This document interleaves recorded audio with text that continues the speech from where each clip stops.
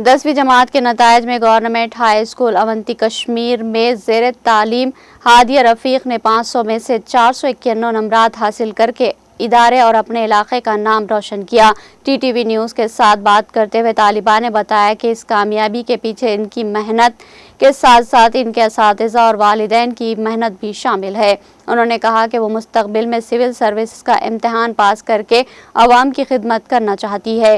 हादिया रफ़ीक Iqbal colony Awantipora की रहने वाली है, जो एक मजदूर की बेटी है और जिन्होंने मेहनत और लगन के साथ बिना कोचिंग किए 491 नंबरात हासिल किए। Assalamu alaikum rahmatullahi wa barakatuhu. I am Hadir Rafiq Ahmed Kadda.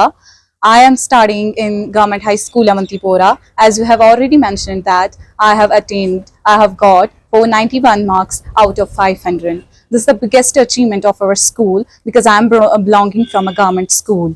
The support of all credit goes to my teachers who supported me very much in this journey. It is tough. In the way it is tough because I'm not belonging to a very wealthy family. I'm from a poor family. My father is a labor. We are the 4 sisters and आपको पता है आज के दौर में कैसा चलता है कि 4 बेटियों को पालना, उनको दीनी तालीम देना, दुनियावी तालीम देना, ये मेरे बाप ने मतलब कैसे किया मुझे पता नहीं है। आजकल के दौर में अपनी बेटियों को दीनी तालीम भी देना, दुनियावी तालीम बहुत ही डिफ़िकल्ट होता है। मेरे टीचर्स ने सपोर्ट किया बहुत ही, खासकर हमारी टीचर जो है हमारे headmaster sir Ghulam Hasan Dar sir, he will be my mentor guider. वो मेरे गाइडर भी रहे हैं और मेरे मेंटर भी रहे हैं।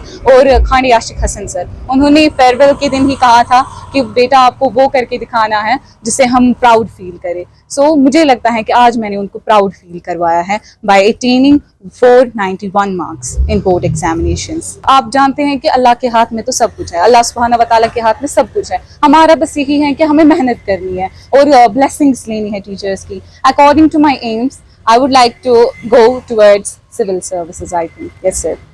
I'm not belonging to a very wealthy family like them.